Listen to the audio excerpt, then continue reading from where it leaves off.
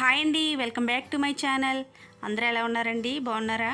మేమైతే చాలా బాగున్నాం. మీరు కూడా బాగుండాలని దేవుడితో కోరుకుంటున్నాను. ఈరోజు వీడియో వచ్చేసి egg potato bhurji, egg potato fry అని కూడా అంటారన్నమాట.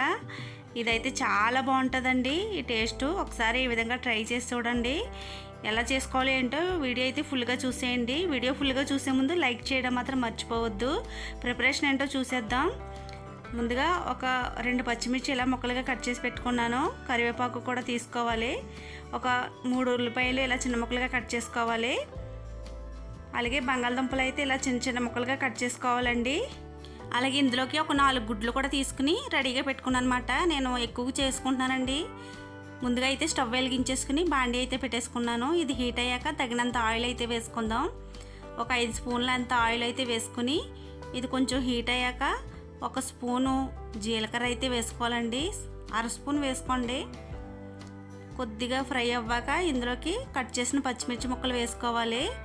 అలాగే కరివేపాకు కూడా వేసేసుకొని ఒకసారి ఫ్రై చేసుకోవాలన్నమాట లైట్గాని. చూసారు కదా, కరివేపాకు కూడా వేసేసుకున్నాను. ఒకసారి ఫ్రై చేసుకుని ఇందులోకి మనం కట్ చేసి పెట్టుకున్న ఉల్లిపాయ ముక్కలు కూడా వేసేసుకొని కొంచెం ఫ్రై చేసుకుంటే సరిపోతుందన్నమాట.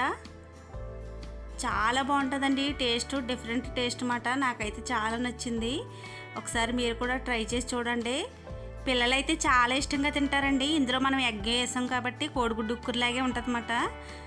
ఇప్పుడు లైట్గా ఫ్రై చేసుకుని మూత పెట్టి ఒక 5 మినిట్స్ అలా ఉంచుకుందామన్నమాట.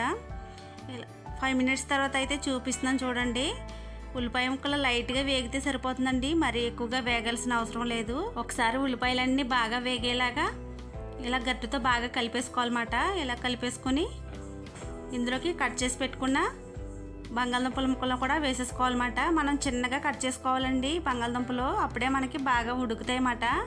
మనం ఇందులో వాటర్ అది వేయం కాబట్టి మనకి ఆయిల్లోనే అవి ఉడకాలండి. కాబట్టి మనం చిన్న ముక్కలుగా కట్ చేసుకుంటే మనకి త్వరగా అయిపోతుందన్నమాట. ఇప్పుడు చిన్న ముక్కలుగా కట్ చేసిన బంగాళదుంపల ముక్కలు అయితే ఇందులో వేసేసుకుని బాగా ఫ్రై చేసుకోవాలన్నమాట. మనకి ఈ బంగాళదుంపలు ఉన్న వాటర్తోని అలాగే ఉల్లిపాయల్లో ఉన్న వాటర్తోని మనకి ముక్క అనేది ఉడికిపోతుందండి.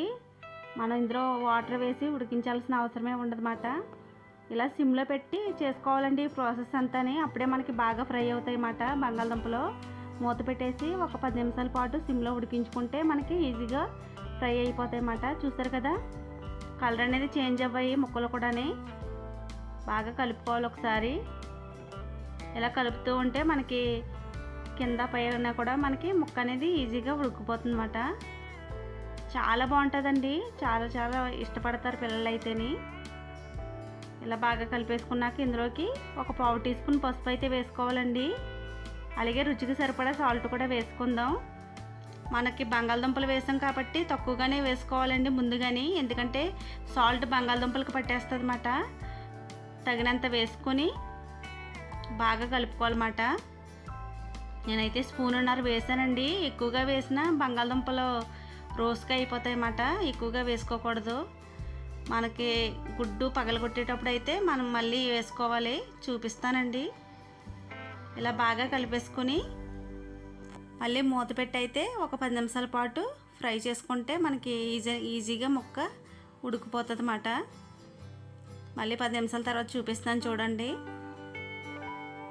బంగాళదుంప అయితే చాలా ఈజీగా ఉడికిపోతుందండి, ఎందుకంటే మనం చిన్న ముక్కలుగా కట్ చేసాం కదా, ఈజీగానే అయిపోతుందన్నమాట. ఇప్పుడు ఇందులోకి ఒక స్పూన్నర అయితే వేసుకుంటున్నానండి కారం. మరీ ఎక్కువ వేయాల్సిన అవసరం లేదు. మసాలా పౌడర్స్ కూడా వేసుకోవాలన్నమాట. ఇందులోకి 1 స్పూన్ అయితే గరం మసాలా పౌడర్ వేసుకుంటున్నాను.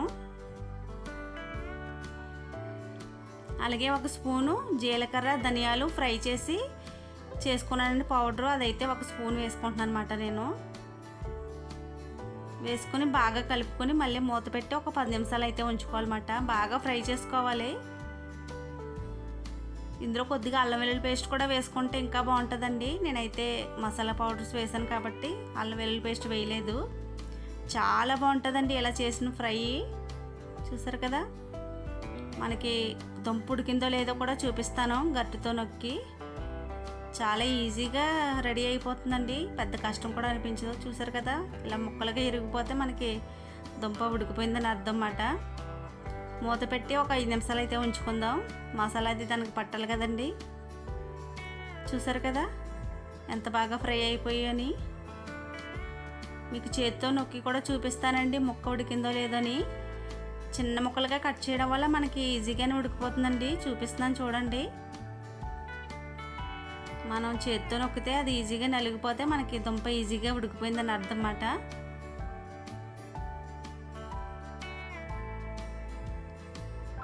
చాలా చాలా బాగుంటుంది అన్నమాట. ఎవరైనా ఇష్టంగా తింటారండి ఇలా చేసింది. ఇప్పుడు ఫ్రై అయిపోయి కాబట్టి దుంపలు కూడా ఉడికిపోయాయి కాబట్టి ఇందులోకి 4 గుడ్లు పగలగొట్టేసుకోవాలి.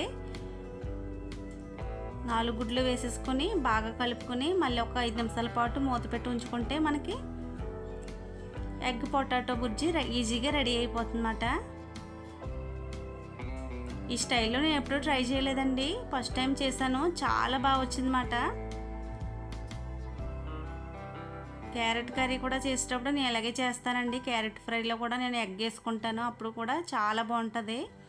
ఆ విధంగానే ఇది కూడా చేసుకున్నాము.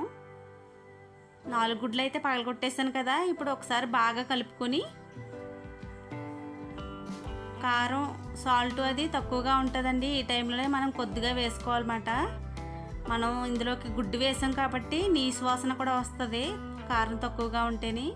కాబట్టి మళ్ళీ ఒక స్పూన్ కారం వేసుకోవాలి, అలాగే ఒక స్పూను సాల్ట్ కూడా వేసుకోవాలన్నమాట. మనం ముందుగా వేయకూడదని చెప్పాను కదండి, ఎందుకంటే ముందుగా సాల్ట్ ఎక్కువగా వేసుకుంటే దుంపకు పట్టేసి ఉప్పగా అయిపోతాయి అన్నమాట ముక్కలన్నీ. ఇప్పుడు కారం సాల్ట్ వేసేసుకున్నాం కదా, బాగా కలుపుకొని మూత పెట్టి ఒక పావు గంట సేపు అలా సిమ్లో అయితే ఉంచేసుకోవాలండి. అప్పుడు మనకి తిప్పకుండానే ఈజీగా ఎగ్ బుర్జీ రెడీ అయిపోతుందన్నమాట. Egg potato bhurji.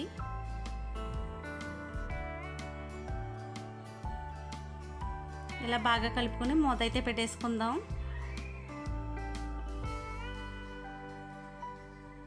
మూత పెట్టి ఒక పావు గంట సేపు అయితే ఉంచుకుంటే చూడండి ఎంత బాగా రెడీ అయిపోయిందని. చూసారు కదా పొడి పొళ్ళు ఆడుతూ అయిపోయిందండి ఫ్రై అయితేని. ఇది చపాతీలోకైనా రైస్లోకైనా చాలా బాగుంటుందండి. ఎవరైనా ఇష్టంగా తినొచ్చు అన్నమాట. ఎవరికైనా తెలియకపోతే ఒకసారి ఈ విధంగా ట్రై చేసి చూడండి. చూసారు కదా ఫ్రై అయితే రెడీ అయిపోయిందండి. ఇప్పుడు ఇందులోకి కట్ చేసి పెట్టుకున్న కొత్తిమీర కూడా వేసుకోవాలి. కొత్తిమీర వేయడం వల్ల టేస్ట్ అనేది బాగుంటుందండి. కరివేపాకు కూడా వేసాం కదా, టేస్ట్ చాలా బాగుంటుంది అన్నమాట. ఇప్పుడు మూత పెట్టేసి స్టవ్ అయితే ఆపేసుకుందాం. చాలా సింపుల్ అండి, చిటికలో అయిపోయినట్టు అయిపోతుంది అన్నమాట. మనం దుంపలది ఉడికించాం కాబట్టి ఈజీగా రెడీ అయిపోతుంది. ఇప్పుడు ఒక బౌల్లోకి అయితే సర్వ్ చేసుకుంటున్నాను.